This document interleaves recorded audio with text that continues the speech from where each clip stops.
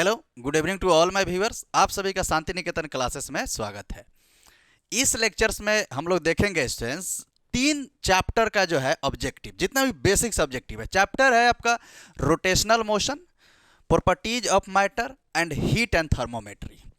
ये चैप्टर, इसमें जो है जितना भी जो क्वेश्चंस है ऑब्जेक्टिव का, जो बेसिक से लेकर के जो आपके एग्जाम में आने वाले हैं, खासकर वो ऐसे स्टूडेंट्स जो बोर्ड के लिए तो इंपॉर्टेंट है ही, खासकर जो पॉलिटेक्निक का जो प्रिपरेशंस कर रहे हैं, जो अप्लाइड फिजिक्स फर्स्ट में जो है लास्ट का जो 3 चैप्टर आता है, वो तीनों का एक ही इस वीडियो में जो है ऑब्जेक्टिव को कंप्लीट कर देंगे।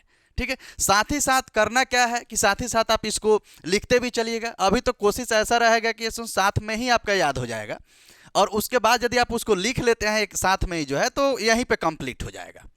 ठीक है, तो इस लेक्चर्स में इस तीनों ही चैप्टर का हम लोग ऑब्जेक्टिव देखने वाले हैं, जिसमें पहला ऑब्जेक्टिव हम लोग का है what is the unit of torque, कि टॉर्क का क्या यूनिट होता है। ठीक है, ऑप्शन ए में दिया हुआ है न्यूटन, एन मतलब है न्यूटन, बी में है न्यूटन बाई मीटर, सी में है न्यूटन मीटर एंड डी में जो है न्यूटन सेकेंड। ठीक है, तो इसका जो करेक्ट आंसर है वो याद रखिए स्टूडेंट्स, इसका करेक्ट आंसर है न्यूटन मीटर। ठीक है, अब तो देखिए यहाँ पे तो आप याद कर लिए कि फोर्स का जो है आपका जो है यूनिट हो गया न्यूटन मीटर, और साथ में यदि आप इसको याद करना चाहते हैं कि अगर मतलब याद नहीं समझना चाहते हैं, तो साथ में इसका फॉर्मूला जान लीजिए। इससे क्या होगा कि अगर आप कभी भूल भी जाते हैं तो आप फार्मूला से इसको याद रखिएगा। जैसे इसका जो टॉर्क जो होता है, जिसको टाउ से रिप्रेजेंट्स करते हैं, ये होता है फोर्स इनटू इसेंट्रिक, या उसी को कोई परपेंडिकुलर डिस्टेंस भी बोल देता है, ये होता है। तो आप देखिए force into R, F into R, इसको आर परपेंडिकुलर लिख दिए हैं। ठीक है, अब इसका क्या होगा, एफ का मतलब न्यूटन, ठीक है, और ये रेडियस हो गया, डिस्टेंस हो गया, तो इसका यूनिट क्या हो जाएगा, न्यूटन मीटर। तो आप एफ इंटू आर से याद रखिए। ठीक है, तो इससे क्या आपको याद भी रहेगा। तो क्वेश्चन नंबर 1 का जो है ऑप्शन सी जो है इसका करेक्ट आंसर हो गया। ठीक है, कुछ यूनिट से रिलेटेड इसमें जो है काफ़ी जो बेसिक्स कॉन्सेप्ट से जो रिलेटेड डायरेक्ट जो आपके प्रीवियस ईयर एग्जाम में भी पूछा हुआ क्वेश्चन है, वो भी क्वेश्चंस आपको इसमें मिल जाएंगे। जैसे क्वेश्चन नंबर 2 देखिए कि कहा कि the formula of angular momentum is related to. Question से कहा कि एंगुलर मोमेंटम का फॉर्मूला क्या होता है। 4 ऑप्शन इसमें दिया हुआ है, जिसमें पहला ऑप्शन दिया हुआ है A is equals to R into P. ठीक है, R vector into P vector. B में दिया हुआ है R into E vector, C में पी इंटू ई वेक्टर, और डी में दिया हुआ है ई क्रॉस पी वेक्टर। ठीक है, तो इसमें जो है इसका जो करेक्ट आंसर जो होगा वो होगा आपका ऑप्शन नंबर ए, यानी जो एंगुलर मोमेंट, अच्छा एंगुलर मोमेंटम को हम लोग इससे रिप्रेजेंट करते हैं एल से। तो जो एल वेक्टर जो होता है वो होता है आर वेक्टर क्रॉस का पी वेक्टर। पी यहां पे क्या है पी यहां पे मोमेंटम है, मोमेंटम। ठीक है, जिसको हम लोग हिंदी में क्या बोलते हैं, संवेग। ठीक है, तो पी यहां पे आपका मोमेंटम हो गया, आर जो डिस्टेंस के लिए रिप्रेजेंट किया गया। तो ये फॉर्मूला के साथ में याद रखिए, क्वेश्चन नंबर 2 का ऑप्शन नंबर ए जो है करेक्ट हो गया। ठीक है, बने रहिए सारे क्वेश्चंस को एज इट इज ऐसे ही देखना है।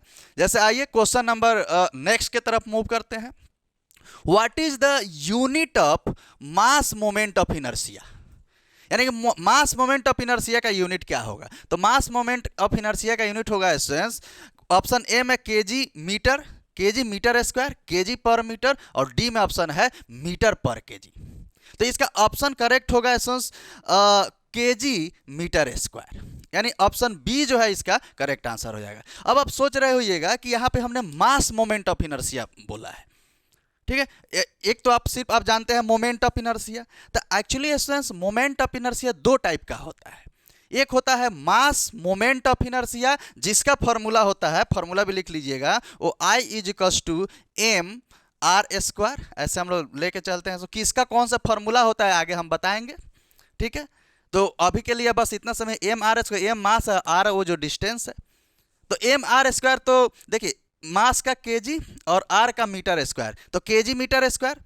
अब एक और होता है एरिया मोमेंट ऑफ इनर्शिया। ठीक है, जो मीटर का पावर 4 उसका जो है यूनिट होता है। तो लेकिन आपके जो सिलेबस में है वो सिर्फ मास मोमेंट ऑफ इनर्शिया है। तो हर एक जगह जो लिखा रहता है ना, ऐसे क्वेश्चन में ऐसे भी लिख के अगर आपका आ जाए कि मोमेंट ऑफ इनर्शिया बताइए, what is the unit of moment of inertia, क्या उसका मात्रक, उसका यूनिट क्या होगा, तो आप यही याद रखिए कि केजी मीटर स्क्वायर हो जाएगा। लेकिन हाँ, नॉलेज में दोनों रखना है, क्योंकि ये मास मोमेंट ऑफ इनर्शिया है, एक और एरिया मोमेंट ऑफ इनर्शिया भी होता है जिसका जो है मीटर का पावर 4 होता है, लेकिन यहाँ पे हम लोग को सिर्फ और सिर्फ मास मोमेंट ऑफ इनर्शिया देखना है, तो इसीलिए इस चीज को हमने यहाँ पे मेंशन कर दिया। ठीक है, तो M KG metre square, question number 3 का ऑप्शन नंबर बी जो है करेक्ट हो गया। ठीक है, उसी तरीके से आते हैं क्वेश्चन नंबर 4 के तरफ। हाँ, अब क्वेश्चन नंबर 4 कहा कि the moment of inertia of solid sphere is, देखिए 5 से 6 मोमेंट ऑफ इनर्शिया ऐसे हैं जो आपके एग्जाम में जो है उसमें से फिक्स एक क्वेश्चंस रहेगा, मतलब वहां से रहता ही रहता है, हमेशा हर बार प्रीवियस ईयर में भी रहता है। तो उस सारे ऑब्जेक्टिव जो मोमेंट ऑफ इनर्शिया का जो है, जो अलग अलग शेप के लिए, उस सब हम लगभग अलग अलग स्लाइड में, जब 2 4 5 स्लाइड आएगा सामने, तो उस सब स्लाइड में कहीं ना कहीं आपको क्वेश्चन वो मिल जाएगा, मिल भी जाएगा, साथ में बगल में एक्सप्लेनेशन भी दे देंगे, उससे आपको ये चीज़ याद भी रहेगा। तो अब क्वेश्चन ये देखिए, मोमेंट ऑफ इनर्शिया पूछा सॉलिड स्फीयर का, तो यहाँ सॉलिड स्फीयर और यहीं पे देखिए दोनों सेकेंड 5th नंबर क्वेश्चन में moment of inertia of hollow sphere, तो दोनों एक जगह लिख दिए हैं। इससे क्या होगा कि एक को याद कीजिएगा, दोनों एक साथ याद हो जाएगा। ठीक है, तो अब देखिए सॉलिड स्फीयर की यदि अगर बातें करें तो moment of inertia solid sphere का होता है, ऑप्शन दिया है 2/3 mr स्क्वायर, 2/7 mr स्क्वायर, सी में 2/5 mr स्क्वायर और डी में दिया 3/2 mr स्क्वायर। तो इसका करेक्ट आंसर होगा 2/5 mr स्क्वायर, यानी कि सॉलिड स्फीयर का मोमेंट ऑफ इनर्शिया, तो सॉलिड स्फीयर समझ रहे हैं, स्फीयर यानी पूरा सॉलिड हो, बीच में खोखला नहीं हो, हॉलो नहीं हो, तो उसका होता है 2/5 mr स्क्वायर, करेक्ट है। और अब दूसरा देख लेते हैं हॉलो स्फीयर का। हॉलो स्फीयर में भी देखिए लगभग ऑप्शन सब वही है, लेकिन इसका होता है option number C 2/3 mr square. अब याद रखना है कि जब सॉलिड रहेगा तो 2/5 mr स्क्वायर, और जब हॉलो रहेगा तो 2/3 mr स्क्वायर, करेक्ट। अब एक चीज आपको बताते हैं, देखिए याद रखने का तरीका समझना है, जब भी सॉलिड का आपसे पूछे कोई भी, ठीक है, तो सॉलिड का मोमेंट ऑफ इनर्शिया थोड़ा कम होता है एज कंपेयर्स टू हॉलो, यानी हॉलो का क्या होगा, ज्यादा होगा। तो आप सोच के देखिए कैसे ट्रिक। अब देखिए सॉलिड स्फीयर है तो 2/5 mr स्क्वायर यानी 2/5 है। अब 2/5 को यदि आप डिवाइड कीजिएगा तो करीबन करीबन कितना आएगा, 0 पॉइंट करीबन कितना 4 के आसपास, 4 या 5 के आसपास आ जाए, कितना 4 के आसपास आ जाएगा। ठीक है, ठीक है, ये देखिए अगर इसको आप डिवाइड किए तो करीबन करीबन इतना आया, लेकिन वहीं पे देखिए 2/3 को करके आप देखिए तो ये करीबन करीबन कितना आएगा, 2/3 यानी कि 0.66 के आसपास आएगा। तो आप देखिए ना 0.66 को 0.7 भी बोल सकते हैं, यानी कि 0.4 से ये ज़्यादा है। तो हमेशा याद रखें हॉलो स्फीयर का मोमेंट ऑफ इनर्शिया थोड़ा ज़्यादा होता है, इसीलिए इसमें डिवाइड में ऐसे भी आप याद रख सकते हैं कि डिवाइड में इसका वैल्यू 3 रहेगा, लेकिन इसके डिवाइड में वैल्यू 5 रहेगा जो सॉलिड स्फीयर का रहेगा। तो इससे अब जब याद कीजिएगा तो याद आएगा, कभी अगर मान लीजिए कि सॉलिड हॉलो पूछा और माइंड में आपको 2 फार्मूला याद आ गया कि 2/5 और 2/3 mr स्क्वायर, तब उस समय सोच लीजिए कि हॉलो का हमेशा ज़्यादा होगा एज कंपेयर टू सॉलिड, तो यानी कि आप वहाँ क्या बोलिएगा कि हॉलो है तो 2/3 हो जाएगा, ना कि 2/5 होगा। तो इसीलिए इस क्वेश्चन नंबर 5 का जो है ऑप्शन सी जो है आपका करेक्ट हो गया। एक बार इससे क्या होता है, साथ में जब आप रिवाइज कीजिएगा, अब जैसे फार्मूला का कलेक्शन आपके पास तो होगा, लेकिन क्या है कि जब यहाँ पे आप जब क्वेश्चन के साथ उसको रिविजन्स कीजिएगा, जब हम एक बार खुद रिविजन्स करवाएंगे, यानी क्वेश्चन जब आपको करवा देंगे और जब आप इसको लिख लीजिएगा तो फिर आप नहीं भूला पाइएगा। तो इसीलिए बने रहे, सारे क्वेश्चंस को लिखते रहिए। फिर नेक्स्ट स्लाइड में देखते हैं नेक्स्ट क्वेश्चन। आइए क्वेश्चन नंबर 6 की तरफ मूव करते हैं। The SI unit of specific heat is, question 6 में पूछा कि एसआई यूनिट स्पेसिफिक हीट का क्या होगा। ठीक है, तो स्पेसिफिक हीट को सी से रिप्रेजेंट्स करते हैं। वैसे ऑप्शन चेक करते हैं, पहला ऑप्शन ए जूल के से देखिए केल्विन है, joule kelvin per kg, joule पर केजी पर केल्विन, सी में kg per joule kelvin, D में जो है जूल केजी पर केल्विन। ये क्वेश्चंस पूछ दिया। वैसे इसका करेक्ट ऑप्शन जो है क्वेश्चन नंबर 6 का हो जाएगा ऑप्शन बी, जूल पर केजी पर केल्विन। ठीक है, अब याद कैसे रखें, याद रखने का तरीका आपको बताते हैं। तो लीजिए एक फॉर्मूला होता है, heat is equals to M C delta T. ठीक है, एम सी डेल्टा टी। कोई ये भी लिख देगा Q is equals to M C भी डेल्टा टी, घबराना नहीं है, जो यहाँ पे सी है यही स्पेसिफिक हीट है।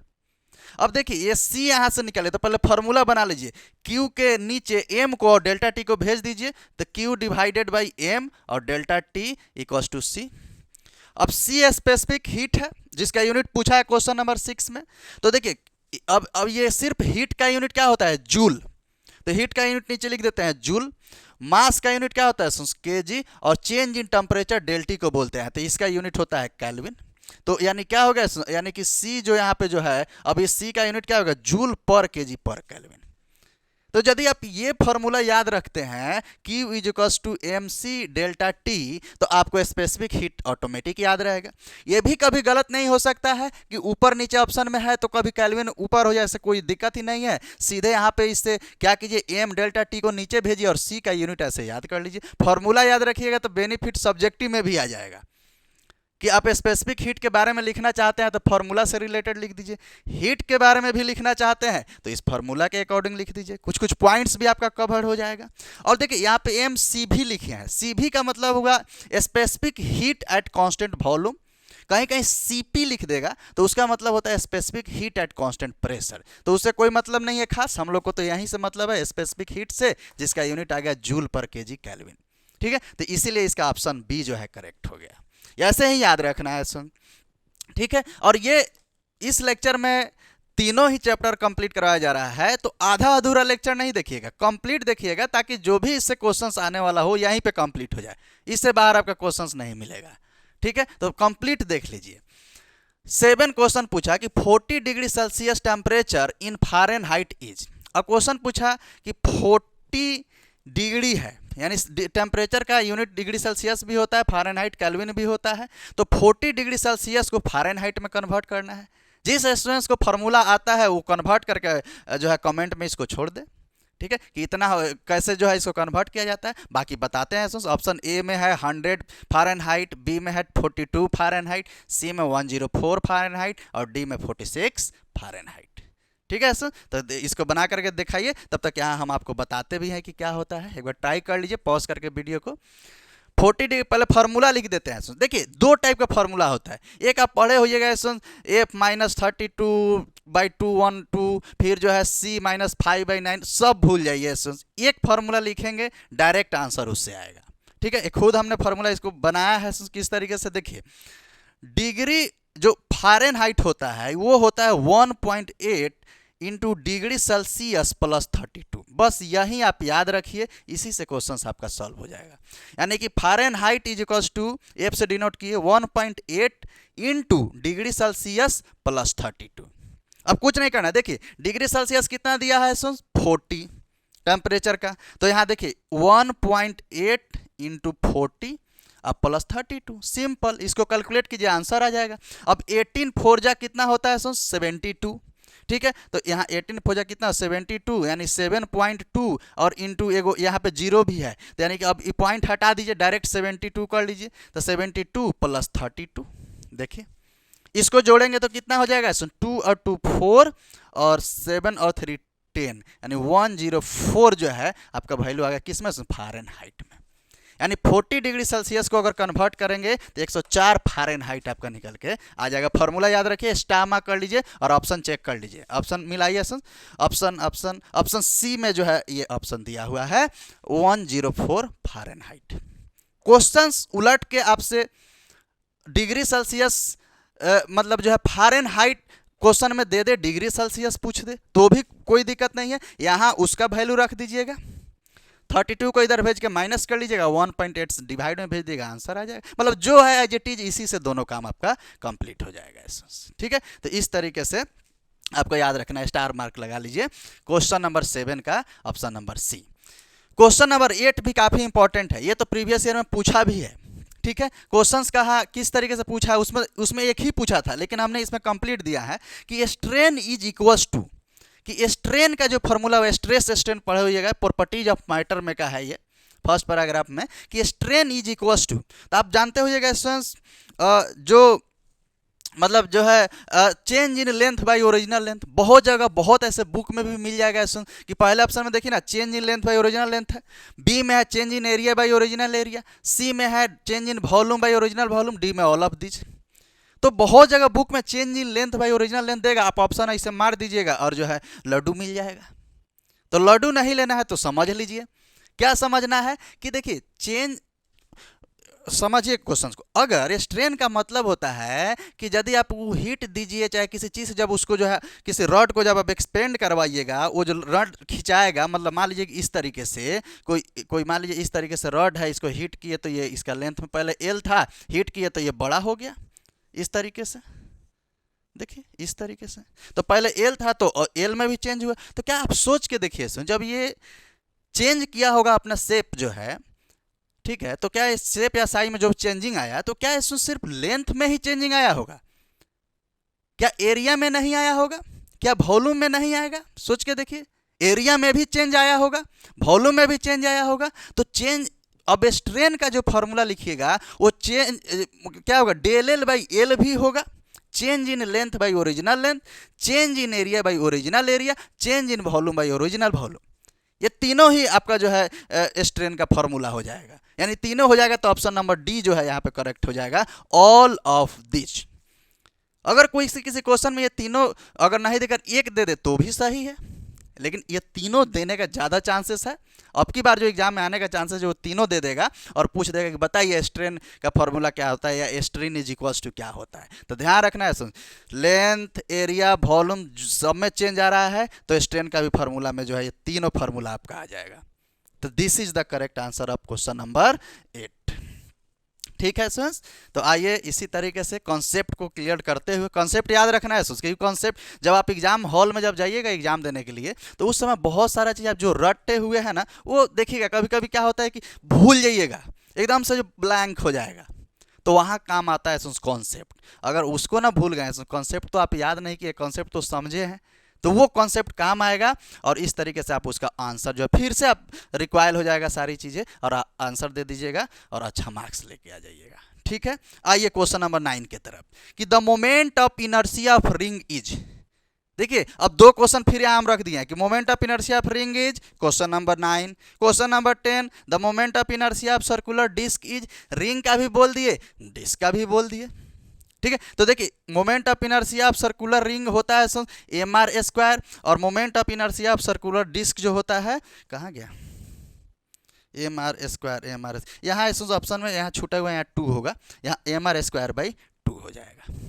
ठीक है, तो सर्कुलर रिंग का एक तरीके से यहाँ पे आप रिंग बोलिए। अच्छा देखिए moment of inertia of ring is, ring बोलेगा या फिर इसको ऐसे लिख देगा सर्कुलर रिंग, तो भी एक ही बात है, तो उसका एम आर स्क्वायर होता है। अब देखिए यहाँ से भी वो आपका ट्रिक काम आ जाएगा कि अभी हमने क्या बोला कि रिंग, तो रिंग तो एक हॉलो होता है कुछ इस तरीके से, देख लीजिए यहाँ पे बता देते हैं।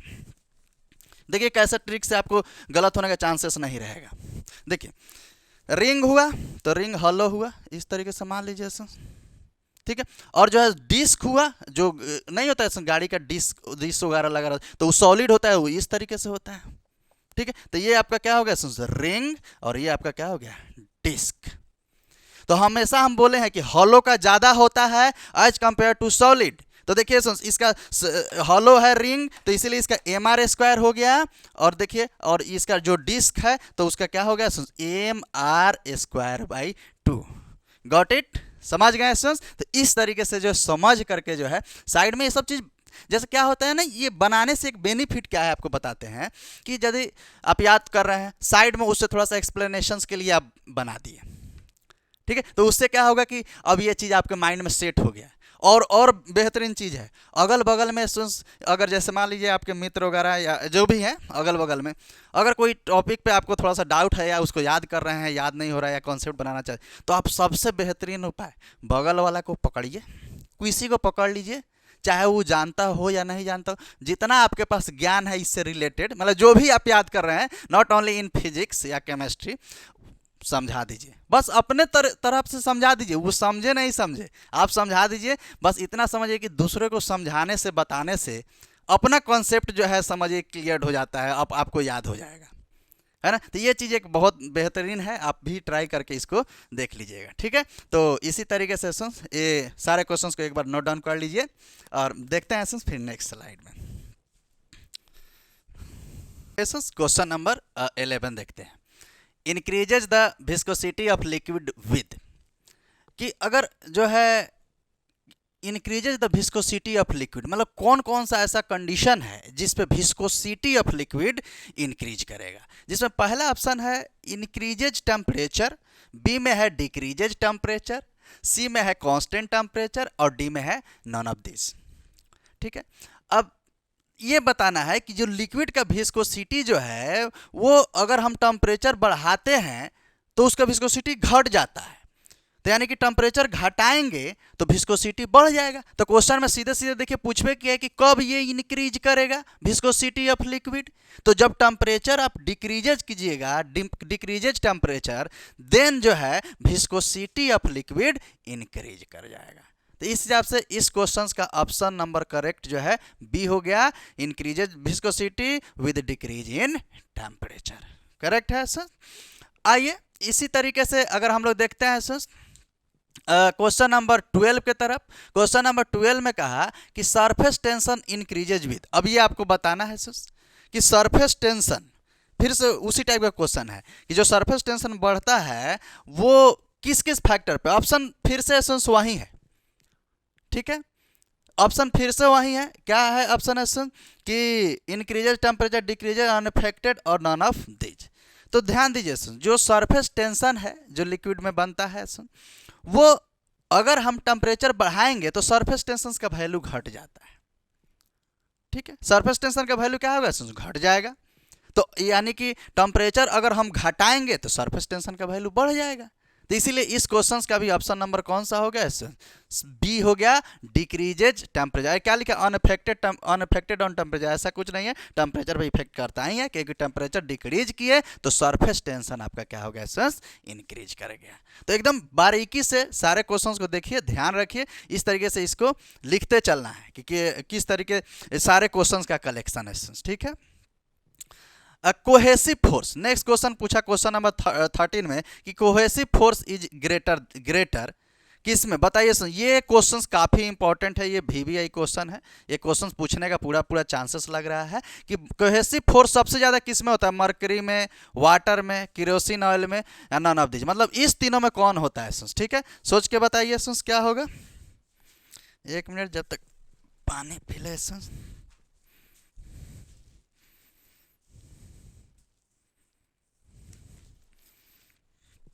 ठीक है, तो याद रखिए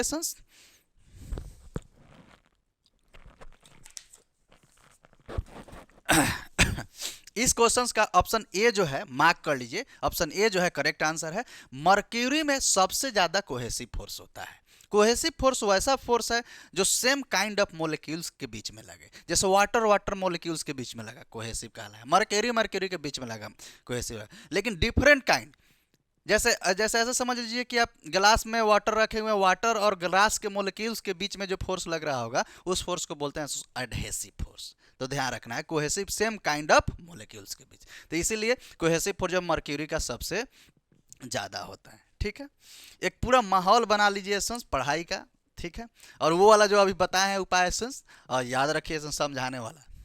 ये मेरे साथ भी कभी कभी होता है कि जैसे जहाँ हम स्टडी करते हैं बैठे रहते हैं, तो मेरा भतीजा है एक, तो उसको बुलाएंगे ना, मतलब ऐसा माहौल बना दिए हैं, ऐसा माहौल बन गया है, तो देखेगा कि हम पढ़ रहे हैं ना तो उधरे से निकल जाएगा क्योंकि उसको 2-3 बार वो मेरे उसमें बैठ के पढ़ा है। अगर उसको बोल दिए कि 1 गिलास पानी लेके आना, तो पानी लेने जाएगा, पानी लेने तो जाएगा लेकिन आएगा नहीं। क्यों, क्योंकि हम जो है बैठे हुए पढ़ाई करने के लिए, क्योंकि टीचर को भी पढ़ना पड़ता है ना तो इस वजह से। अरे वहाँ तक तो फिर भी बात सही थी। एक और वो है नीस है, मतलब भतीजी है, छोटी सी, अभी छोटी सी है, उसको भी बुलाएंगे ना, एक बार क्या हुआ, 1-2 बार उसको भी बैठा करके समझा दिए, कुछ टॉपिक पढ़ रहे थे तो वैसे हम समझा रहे थे, वैसे देख रही थी, और फिर हम उसको बोल दिए, समझा दे, अपना तो काम हो गया, तो उसको समझा दे, फिर चली गई। अब तो एक दिन देखे कि ऐसे पढ़ रहे थे, सिर्फ उसको ऐसे देख लिए, तो वो भी जो है ऐसे कर ली। और घूम करके वहीं से भाग गई। तो इसमें देखिए आप लोग भी ध्यान रखिए कि जैसे खासकर इसमें जो लॉज वगैरह में रहते हैं तो देखिएगा कोई कोई ऐसा स्टूडेंट होगा कि खुद पढ़ लेगा, जब आप पढ़ रहे होते हैं तो आपके पास आकर के जो है बातचीत शुरू कर देगा। दोनों दोनों जेंडर के लिए है सर। तो एक काम कीजिए, ये वाला जो है रूल अप्लाई कर दीजिए। आपके रूम में कोई भी आया या आई, उसको बैठा करके समझा देना है अपना टॉपिक। अगर वो पढ़ने के लिए आई होगी तब तो, या आया होगा तो पढ़ लेगा। अगर जो है वो डिस्टर्ब करने के लिए आया होगा तब वो जो है उठ करके भाग जाएगा। फायदा ये है कि अगले बार से उसको ये खौफ बना रहेगा कि अगर उसके रूम में गए तो बैठा करके समझा देगा या बैठा करके समझा दे। तो वो जो डिस्टर्बिंग एलिमेंट है वो खास कर देखिएगा, वो डिस्टर्बिंग एलिमेंट आपके रूम के आसपास भटकना भी नहीं चाहेगा, भटकेगा भी नहीं। इससे आपको बेनिफिट हो गया। कभी कभी इसमें सेल्फिश बन जाना चाहिए, है कि नहीं? तो इसको भी अप्लाई करके देखिएगा। आइए हम लोग अप्लाई करते हैं क्वेश्चन नंबर 14 पे अपना कॉन्सेप्ट।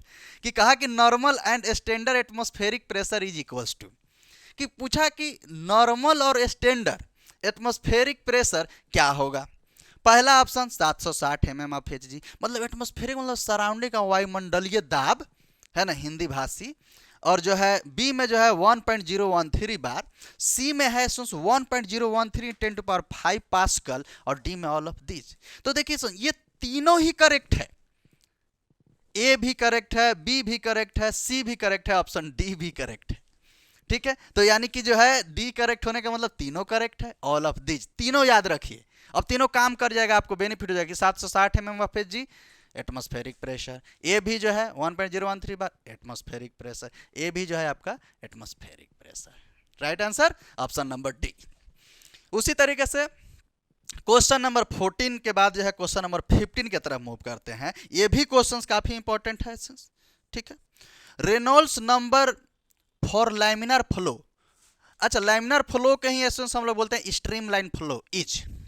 कहा कि रेनॉल्ड्स नंबर बताइए कि लैमिनार फ्लो के लिए क्या होगा। ऑप्शन में less than 2000, greater than 2000, equal to 2000 और ग्रेटर देन 4000। तो इसका ऑप्शन करेक्ट हो जाएगा option number A, less than 2000। Flow essence दो टाइप का होता है, एक लैमिनार फ्लो होता है जो आपका ऑप्शन में क्वेश्चन में आ गया, एक और साथ में लिख लीजिए essence turbulent flow. Turbulent flow, अब सारे क्वेश्चंस को लिखना संभव नहीं है तो इसीलिए उसका यहाँ पे एक एक लाइन में आंसर लिख देंगे। ये होता है ग्रेटर देन 4000, याद रखिएगा। टर्बुलेंट फ्लो अगर यदि रहा तो उसमें याद रखिए ग्रेटर देन 4000, और लैमिनार फ्लो है तो लेस देन 2000। क्वेश्चन में ये यदि आया कि अगर रेनॉल्ड्स नंबर 2000 से 4000 के तरफ जा रहा है, उसके बीच में है, तब क्या है कि वो लैमिनार से टर्बुलेंट में चेंज हो रहा होगा, क्योंकि 2000 से कम लैमिनार, 4000 से ज़्यादा टर्बुलेंट। अब 2000 से 4000 के बीच में रहा है तो वो लैमिनार से फ्लो जो है टर्बुलेंट में चेंज हो रहा होगा। ठीक है, तो इसलिए जो है सर टर्बुलेंट का ग्रेटर देन 4000 और इसका रेनॉल्ड्स नंबर लेस देन 2000। ठीक है सर, तो ये कंप्लीट कीजिए सर, रूल अप्लाई करते रहिए सर, समझाने वाला। आइए सर नेक्स्ट देखते हैं। इसी तरीके से क्वेश्चन नंबर 16 देखते हैं कि moment of inertia depends upon, कि मोमेंट ऑफ इनर्शिया जो आई होता है वो किस किस फैक्टर पे डिपेंड करता है। ऑप्शन दिया है mass of the body, shape of the body, axis of rotation and D में दिया है ऑल ऑफ दिस। ठीक है, तो मोमेंट ऑफ इनर्शिया का इन जनरल कंडीशन में हम लोग फार्मूला जानते हैं, I is equals to M R square. वैसे रिंग का भी होता है, ये जानते हैं मोमेंट ऑफ इनर्शिया। कहीं कहीं उसके लिए भी लिख देता है D M into R square, कोई दिक्कत नहीं है, आप यहीं जानिए m इंटू आर स्क्वायर। ठीक है, अब देखिए पहला तो m मास पे डिपेंड करता ही है, तो देखिए ऑप्शन ए में जो है मास पे करता है। दूसरा देखिए ये r है, r का मतलब क्या हो गया, रेडियस हो गया, जो जैसे जैसे रोटेट कर रहा होगा वो कितने डिस्टेंस पे है। ठीक है, वो r, तो वो जो r जो उस पर डिपेंड्स कर रहा होगा, तो ऑप्शन सी में क्या है, एक्सिस ऑफ रोटेशन, यानी एक्सिस से वो जो किस एक्सिस से रोटेट कर रहा है उसका उस पर भी डिपेंड्स कर रहा है। तीसरा इसमें बी में है शेप ऑफ द बॉडी, तो बिल्कुल ऐसे शेप साइज पे तो डिपेंड्स करेगा ही करेगा, यानी कि mass of the body, shape of the body, axis of rotation तीनों पे कर रहा है, तो इसीलिए इसका ऑप्शन नंबर डी जो है करेक्ट हो गया। यानी मोमेंट ऑफ इनर्शिया इस तीनों फैक्टर पे डिपेंड करेगा। करेक्ट है, और जिसका यूनिट होता है केजी मीटर स्क्वायर। आइए तो क्वेश्चन नंबर 17 की तरफ मूव करते हैं। कहा कि stress is directly proportional to strain. कहा stress is directly proportional to strain up to, मतलब देखिए ये स्ट्रेस स्ट्रेन कर्व से रिलेटेड क्वेश्चन है। कहा कि कहां तक कि स्ट्रेस जो है स्ट्रेन के डायरेक्टली प्रोपोर्शनल होगा। ऑप्शन में दिया प्रोपोर्शनल लिमिट, बी में दिया इलास्टिक लिमिट, सी में दिया फ्रैक्चर लिमिट और डी में दिया यील्ड पॉइंट तक। यील्ड पॉइंट भी दो हो जाता है, अपर लोअर, ठीक है। देखते हैं, देखिए प्रोपोर्शन जो stress directly proportional to strain है तो वो जो है ऑप्शन नंबर बी यानी कि इलास्टिक लिमिट तक जो है डायरेक्टली हो, मतलब स्ट्रेस इलास्टिक लिमिट तक stress directly proportional to strain होता है। करेक्ट है। अब बात आती है कि देखिए इलास्टिक लिमिट से जस्ट नीचे प्रोपोर्शनल लिमिट आता है, तो वहां तक भी जो है नीचे आता है तो वहां तक तो कर ही रहा है, लेकिन अप टू पूछा, लेकिन कहां तक, तो इलास्टिक लिमिट तक। ठीक है, तो इसीलिए इस क्वेश्चन का मतलब हो गया सेंस मतलब आंसर हो गया option number B elastic limit. ठीक है, क्वेश्चन समझ गए। क्वेश्चन नंबर 17, क्वेश्चन नंबर 18 भी देख लेते हैं। ठीक है, कुछ बेसिक्स क्वेश्चन है जिसको थोड़ा सा हम लोग जल्दी से निकाल देंगे, जो बेसिक्स है उसको समझते हुए याद करते हुए आगे बढ़ जाइए। ठीक है, question number 18, converting 80 Fahrenheit into centigrade scale, मतलब अब की बार 80 फ़ारेनहाइट को सेंटीग्रेड में बदलना है। ठीक है, which one is correct, option में दे दिया है। आप इधर ट्राई कीजिए, साइड मतलब कॉपी के साइड में आप इसको ट्राई कीजिए, जहां लिख रहे होइएगा हम बताएंगे साइड में। ऑप्शन ए में 37.8 डिग्री सेल्सियस, 26.67 डिग्री सेल्सियस, सी में है 29.46 और डी में है 37.1 डिग्री सेल्सियस। काफी अच्छा क्वेश्चन है। अब की बार उल्टा करके दे दिया, तो फॉर्मूला पता है, पिछले बार भी आप लिखे होंगे, पिछले स्लाइड के पिछले में क्वेश्चन था। फॉर्मूला क्या था देख लीजिए, नहीं इस तरीके से F is equals to 1.8 degree Celsius plus 32।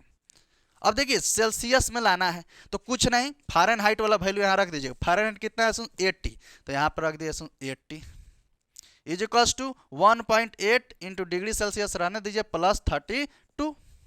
तो सबसे पहले क्या कीजिए, 32 प्लस में है तो इधर आके माइनस में हो जाएगा, तो 32 इसमें से माइनस अगर हो जाएगा, इधर लाके अगर माइनस करेंगे तो 80 में से 32 को माइनस करेंगे तो कितना हो जाएगा 48।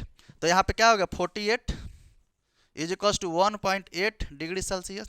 अब 1.8 जो है 18 मतलब 1.8 है, इसको डिवाइड कर दीजिए यहाँ पे, तो डिवाइड करेंगे तो यहाँ भेज देते हैं, तो यानी 48 डिवाइडेड बाई 1.8 इज इक्वल ये किसके डिग्री सेल्सियस के लिए है।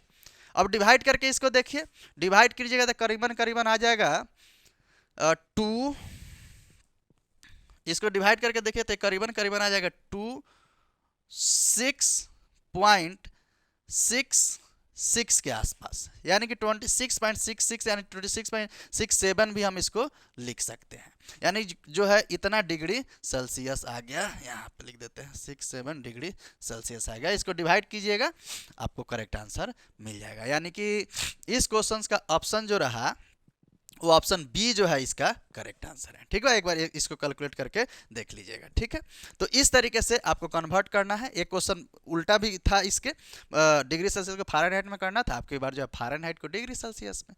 केल्विन में आसान होता है क्योंकि केल्विन में सीधे सीधे क्या होता है 0 degree Celsius equal to 273 kelvin होता है, ये बड़ी आसान होता है। तो उसमें बस जिसमें अगर डिग्री सेल्सियस से केल्विन में जाना है तो ऐड कर दीजिए, केल्विन से डिग्री सेल्सियस में जाना है तो 273 को माइनस कर दीजिए। ठीक है, इस तरीके से। आइए इसी तरीके से क्वेश्चन नंबर 19 के तरफ हम लोग जो है मूव करते हैं। ठीक है, ऐसे बनाते भी चलना है, कॉन्सेप्ट को लिखते भी चलना है। ठीक है, एक मतलब ये जो है ना, ये वाला जो लेक्चर जो है हम लोग का, मतलब अब जो पूरा ही लेक्चर अब कंप्लीट होगा। पिछला भी 2 आ गया था तो उसमें कंप्लीट हो गया था यूनिट डायमेंशन और उससे force motion and WPS work power energy, इससे आपका कंप्लीट हो जाएगा। बहुत सारे ऑब्जेक्टिव का कलेक्शन आपके पास आ गया है, एग्जाम में क्वेश्चन डेफिनेटली इससे रहने वाले हैं। ठीक है, आइए question number 19, the stress strain curve in mild steel. Stress strain curve mild, देखिए माइल्ड स्टील का देख लीजिएगा, ये सब्जेक्टिव में भी जो है पूछ सकता है। Comma the maximum stress occurs at, मतलब स्ट्रेस स्ट्रेन कर्व में वो कौन सा पॉइंट है जिसपे सबसे ज्यादा जो है स्ट्रेस का वैल्यू होता है। ठीक है, ऑप्शन दिया अपर यील्ड पॉइंट पे, बी में दिया है लोअर यील्ड पॉइंट, सी में दिया है अल्टीमेट टेंसाइल स्ट्रेंथ, और यहाँ पे डी में दिया हुआ है क्रीप जोन। ठीक है, तो सबसे ज्यादा जो स्ट्रेस अकर्स होता है वो होता है अल्टीमेट टेंसाइल स्ट्रेंथ पे। ठीक है, यूटीएस उसको बोलते हैं, यूटीएस, यूटीएस यानी अल्टीमेट टेंसाइल स्ट्रेंथ पे सबसे ज्यादा स्ट्रेस होता है आपका स्ट्रेस स्ट्रेन कर्व इन माइल्ड स्टील में। स्टील भी बोलेगा तो एक ही बात है। ठीक है, तो यानी कि ऑप्शन नंबर जो इसका सी जो है करेक्ट हो गया।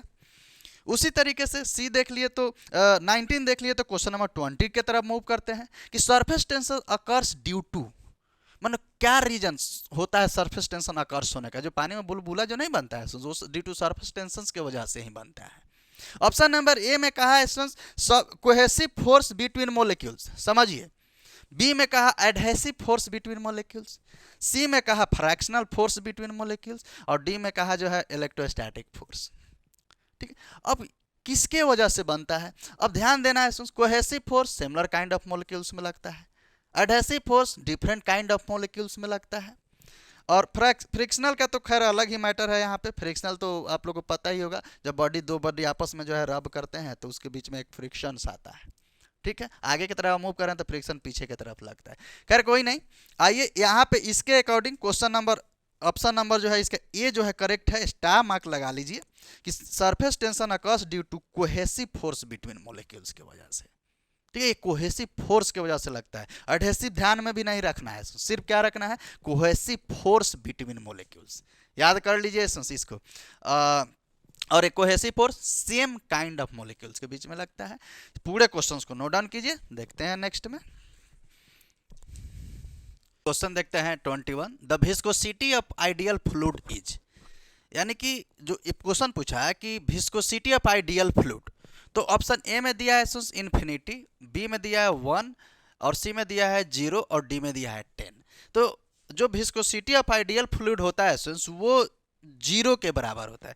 आइडियल, आइडियल का मतलब समझते हैं, सो ऐसा फ्लूइड जो रियल में नहीं है, यानी कि वो एग्जिस्ट नहीं करता है रियल में। ठीक है, तो उसको हम लोग क्या बोल देते हैं, मतलब एक तरीके हाइपोथेटिकल बात हो गया। ठीक है, तो उसको हम लोग बोल देते हैं कि इसमें से आइडियल आपका जो है फ्लूइड हो गया जिसका विस्कोसिटी 0 के बराबर होता है। ठीक है, ये चीज ध्यान रखना है।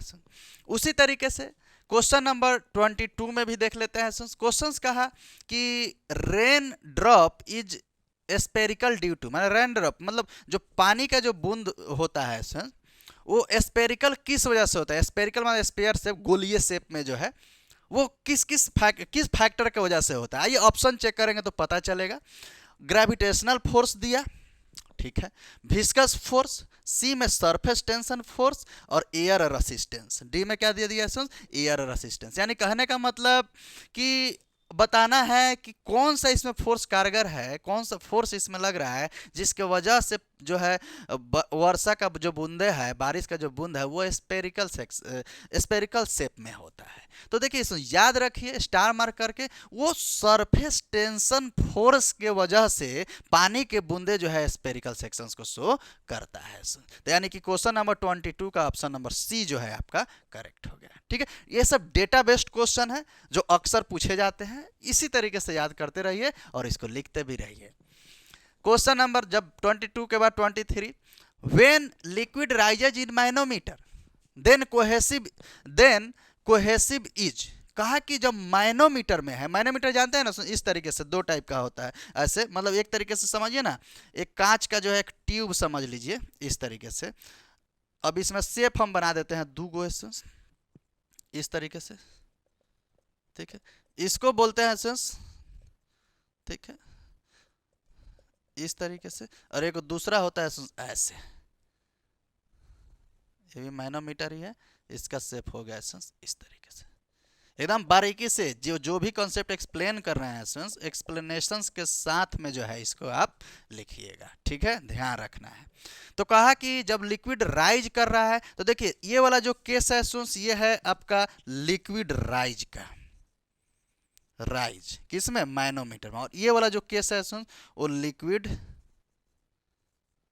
ऐसे समझ लीजिए कि डाउनवर्ड फ्लो, यानी कि डाउनवर्ड का है। ठीक है, अब देखिए इसमें क्वेश्चन में तो आपकी बार हम लोग को राइजेज वाला बात किया है, ठीक है। तो अब देखिए राइज जब लिक्विड करेगा तो देखिए यहाँ केस, यहाँ पे आपका जो है लिक्विड का सिर्फ मोलिक्यूल्स है। देखिए यहाँ पे जो फोर्स लग रहा होगा जो एकदम इसके देखिए कॉनकेव के यहाँ नीचे सरफेस पे, यहाँ पे कोहेसिव फोर्स लग रहा होगा, ठीक है। और देखिए यहाँ पे जस्ट इसके ऊपर वाला सेक्शन पे यहाँ पे या फिर यहाँ पे देखिए वाटर भी है यानी लिक्विड भी है, और साथ में वो क्या है ट्यूब का वॉल भी है। तो वाटर का लिक्विड वाटर या लिक्विड का मोलिक्यूल्स और वॉल के बीच में यहाँ फोर्स लग रहा होगा, तो ऊपर वाला कौन सा हो गया एडहेसिव, एडहेसिव। और ये यहाँ पे लग रहा हुआ सिर्फ वाटर लिक्विड के बीच में, तो ये हो गया कोहेसिव। तो देखिए एडहेसिव बड़ा है कोहेसिव से जब लिक्विड राइज कर रहा है, एडहेसिव आपका बड़ा हो गया लिक्विड से जब क्या कर रहा है, जब लिक्विड राइज कर रहा है। तो इसमें यानी कि कोहेसिव आप एक तरीके से एडहेसिव ज्यादा हो गया कोहेसिव से, यानी कोहेसिव कम हो गया एडहेसिव से।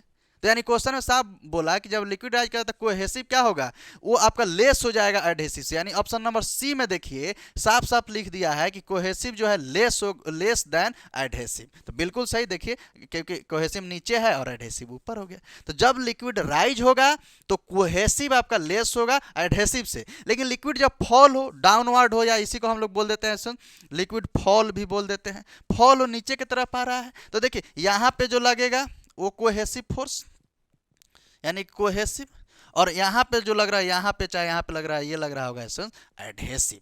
देखिए कॉन्सेप्ट कितना क्लियर होना चाहिए। एडहेसिव तो कोहेसिव देखिए ऊपर है और एडहेसिव देखिए उसके थोड़ा सा नीचे यहाँ पे है, यानी कि आपका कोहेसिव ज्यादा हो जाएगा एडहेसिव से जब लिक्विड फॉल हो। When liquid fall in manometer then cohesive is greater than adhesive, but in case of liquid rises in manometer cohesive less than adhesive। तो ये दोनों लिख लीजिए, दोनों इंपॉर्टेंट है। सुन यहाँ पे तो राइजेज का है, तो ऑप्शन नंबर सी जो है करेक्ट हो गया, ठीक है। आइए क्वेश्चन नंबर 23 देख लिए, तो क्वेश्चन नंबर 24 के तरफ मूव करते हैं, ठीक है। तो इसी तरीके से बने रहे हैं, वीडियो को पूरा देखिए, वीडियो को लाइक शेयर सब्सक्राइब भी कर दीजिए। जल्दी काफ़ी मेहनत लगता है वीडियो बनाने में, फटाफट कर दीजिए। आइए क्वेश्चन नंबर 24 देख लेते हैं कि the ratio of alpha, ratio beta, ratio gamma is equal to, यानी अल्फा बीटा और गामा का रेशियो क्या होता है। Alpha coefficient of linear expansion, सुन लीजिए, beta coefficient of surface expansion जिसको एरियल एक्सपांसन भी बोलते हैं, और gamma coefficient of volume expansion, ठीक है। अब अल्फा बीटा और गामा का रेशियो जो होता है, ऑप्शन दिया 3:2:1, 1:2:3, सी में 2:1:3 और डी में 2:3:4। इसका ऑप्शन करेक्ट हो जाएगा ऑप्शन नंबर बी 1:2:3। यहाँ पे लिख देते हैं, ऐसे याद रखिएगा, alpha ratio beta ratio gamma is equal to 1:2:3 के बराबर हो जाता है, ठीक है। अब अच्छा इसी में क्वेश्चन सिर्फ बीटा और गामा का पूछ देता तो क्या लिखते, बीटा रेशियो गामा, तो बाद वाला दो को पकड़ लीजिए 2:3, ठीक है। इस तरीके से लिख देते। किसी का भी पूछता तो इस तरीके से आप मतलब एक फाइनल याद रखिए, उस तरीके से ऑप्शन में आपको रहेगा क्वेश्चन, तो उस तरीके से ऑप्शन में आप उसका आंसर दे दीजिएगा, ठीक है। तो इसीलिए इस क्वेश्चन का भी ऑप्शन आपका जो है बी हो गया, ठीक है। तो क्वेश्चन नंबर 4 भी कंप्लीट हो गया। तो क्वेश्चन नंबर 5 की तरफ मूव करते हैं कि the unit of coefficient of linear expansion, वही अल्फा, इसी को ना हम लोग बोले हैं लीनियर एक्सपांसन, इसको एरियल यानी कि सरफेस और इसको वॉल्यूम। अब उसका यूनिट पूछ दिया, ऑप्शन में दिया मीटर पर केल्विन, बी में पर केल्विन, सी में मीटर केल्विन और डी में दिया है केल्विन का पावर -2। तो देखिए अल्फा का जो फॉर्मूला होता है पहले वो याद रखिए, del L is equals to होता है formula del L equals to L alpha delta T, ठीक है, ध्यान रखिए। तो del L change in length, ये ओरिजिनल लेंथ एल और डेल्टा टी को इधर भेज दीजिए, यानी del L divided by L delta T, दिख रहा है एल डेल्टा टी, हाँ ठीक है दिख रहा है, इज इक्वल्स टू अल्फा। अब देखिए del L change in length, ये भी मीटर में, एल ए भी मीटर में, तो ऊपर मीटर और नीचे मीटर कट गया, नीचे सिर्फ dt बचा, जो कि dt इसमें क्या है टेम्परेचर है। तो नीचे आया है तो नीचे क्या हो गया एक तरीके से हम बोल दीजिए, अगर नीचे आया तो नीचे केल्विन बोल दीजिए, तो ऊपर जाएगा तो ये क्या हो जाएगा इसको लिख सकते हैं पर केल्विन। यानी इस हिसाब से ऑप्शन नंबर बी जो है आपका करेक्ट हो गया, यानी कोफिशिएंट ऑफ लीनियर एक्सपांसन का ऑप्शन यूनिट होगा पर केल्विन, अच्छा, कहीं कहीं पर डिग्री सेल्सियस दे दे तो कोई बात नहीं है, पर डिग्री सेल्सियस भी लिख सकते हैं, क्योंकि वो भी तो टेम्परेचर का ही यूनिट है। तो पर डिग्री सेल्सियस मतलब ये भी दे दे ऑप्शन में पर डिग्री सेल्सियस तो भी सही है। ठीक है, यानी कि ऑप्शन बी जो है इसका करेक्ट आंसर है, ये भी लिख लीजिएगा इसमें। अब इसका एक लास्ट स्लाइड आएगा और सारे क्वेश्चंस इस तीनों चैप्टर का कंप्लीट हो जाएगा इसमें। एक बार लिखिए इसको पूरा। ये लास्ट स्लाइड है, क्वेश्चन नंबर 26 देखते हैं कि the unit of coefficient of surface expansion, यानी इसको बीटा बोलते हैं, ये क्या होगा।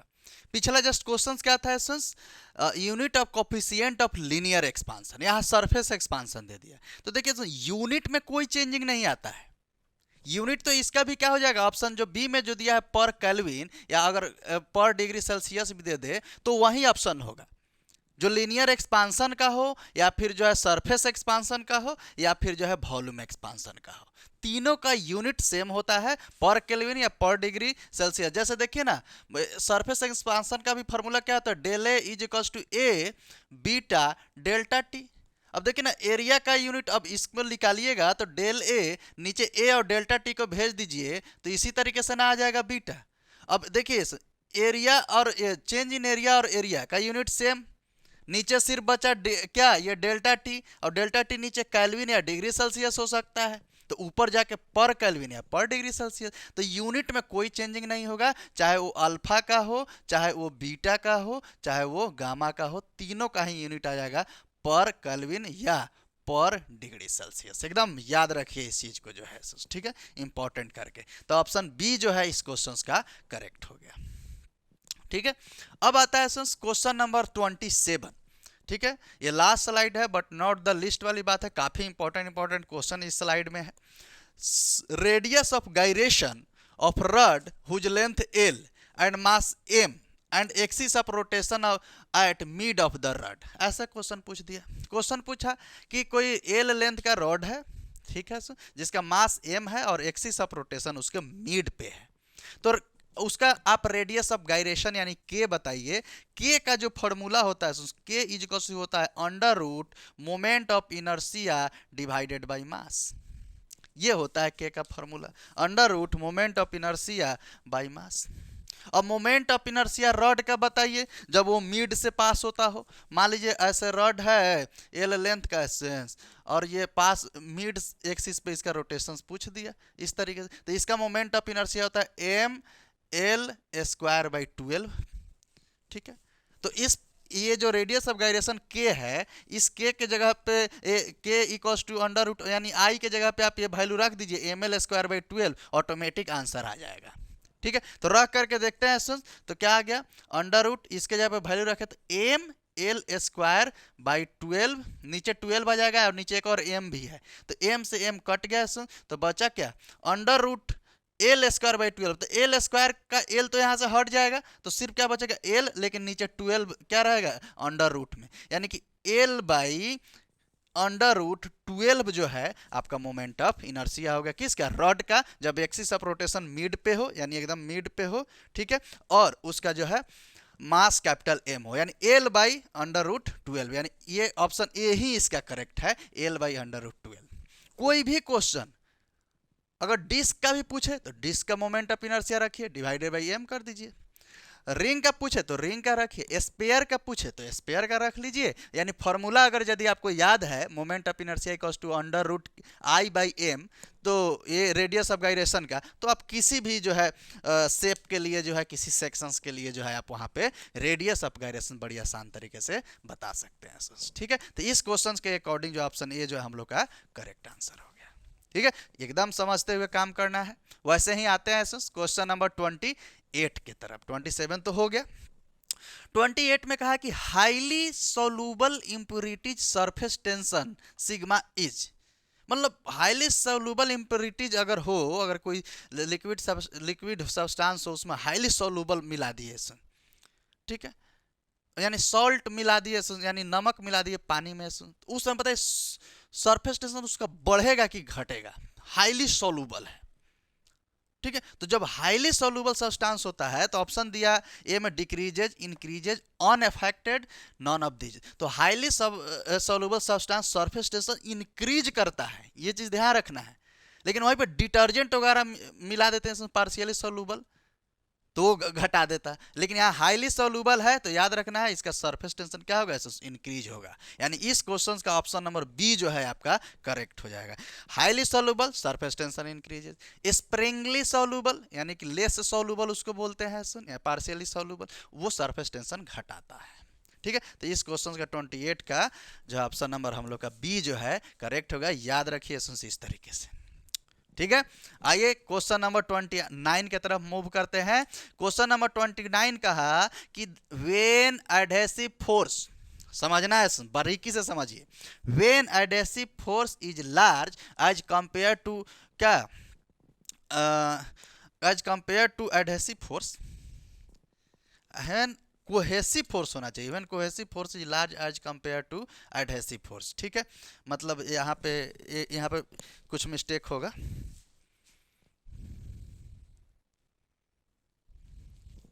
ठीक है, इसको कोहेसिव करना है क्योंकि दोनों एडहेसिव में कैसे कंपेयर होगा, लिखने में बाई मिस्टेक हो गया होगा। यहाँ लिख दिए when cohesive force is large as compare to adhesive force. ठीक है, क्वेश्चन पूछा जब कोहेसिव फोर्स ज्यादा हो जाए एडहेसिव फोर्स से तो उस कंडीशंस में जो है एंगल ऑफ कांटेक्ट क्या होगा या कांटेक्ट एंगल का वैल्यू क्या हो जाएगा इससे। ठीक है, अब सोचिए कोहेसिव फोर्स लार्ज हो रहा है। ठीक है, अब इससे रिलेटेड जस्ट क्वेश्चन यहां पे आ जाएगा व्हेन अ लिक्विड राइजेज। ठीक है, देखिए कितना क्वेश्चन बेहतरीन है, rises in manometer then contact angle क्या होगा, ये ध्यान देना है। ठीक है, तो अब एक चीज ध्यान रखिए कि इस कंडीशंस में दो केस इसमें हमको बन जाएगा। पहले 30 का ही आंसर देख लेते हैं कि जब भी जो है लिक्विड राइज करेगा माइनोमीटर में तो कांटेक्ट एंगल जो है लेस देन 90 डिग्री हो जाएगा। ये चीज ध्यान रखना है। राइज करेगा तो लेस देन 90 डिग्री, फॉल करता तो ग्रेटर देन 90 डिग्री। इससे थोड़ा सा आसान हो जाएगा, इसका हेल्प इस क्वेश्चन में भी आ जाएगा, इसीलिए पहले इसी क्वेश्चन को हम लोग देख लिए। यानी क्वेश्चन नंबर 13 का ऑप्शन नंबर 30 का ऑप्शन नंबर बी हो गया लेस देन 90 डिग्री। लेकिन यहाँ पे थोड़ा क्या कोहेसिव फोर्स ज्यादा हो गया। अब कोहेसिव फोर्स ज्यादा होने का मतलब ये वाला ना एसेंस, देखिए ना ये वाला, यहाँ पे फॉल की बात कर दिया, ये फॉल की। ठीक है, ये फॉल की बात कर दिया। उस कंडीशन में अगर ये फॉल वाला कंडीशन होता है तो एक चीज ध्यान रखिएगा, उसमें जो है आपका हमेशा ध्यान रखिएगा contact angle greater than 90 degree होता है। ठीक है, यानी कि इस हिसाब से जो है ऑप्शन नंबर ए जो है इसका करेक्ट हो जाएगा। जब कोहेसिव फोर्स ज्यादा होगा एडहेसिव फोर्स से तो कांटेक्ट एंगल ग्रेटर देन 90 होगा। बहुत VVI है, इसको एकदम याद कर लीजिए। ठीक है, और ये नीचे वाला भी देख लीजिए, जस्ट क्वेश्चन को घुमा करके क्वेश्चन में पूछ दिया कि अगर राइज कर रहा है तो राइज करने का मतलब क्या हो गया कि आपके पास एडहेसिव फोर्स ज्यादा होगा कोहेसिव से तो लेस देन 90 डिग्री। लेकिन यहाँ पे जो है क्या किया था सुन कि इस कंडीशन में कोहेसिव फोर्स ज्यादा कर दिया, यानी कि कोहेसिव फोर्स यानी कि एक तरीके का फॉल हो गया और फॉल में ग्रेटर देन 90 डिग्री होता है। तो इसलिए ऑप्शन नंबर ये दोनों को थोड़ा सा स्टार मार्क कर लीजिए, इसको आप इस तरीके से याद कर लीजिएगा। ठीक है, तो इस तरीके से हम लोग का ये जो टोटल क्वेश्चंस था यहाँ पे कंप्लीट होता है। सारा टॉपिक का लगभग क्वेश्चन इसमें करा दिए हैं। तो इसी तरीके से हंसते रहिए, मुस्कुराते रहिए और पढ़ाई करते रहिए। मिलते हैं इसी तरीके से शानदार लेक्चर नेक्स्ट लेक्चर्स के साथ जो है। तब तक के लिए एंजॉय कीजिए, लाइक शेयर सब्सक्राइब भी कर दीजिए। Tata bye bye, see you, thank you.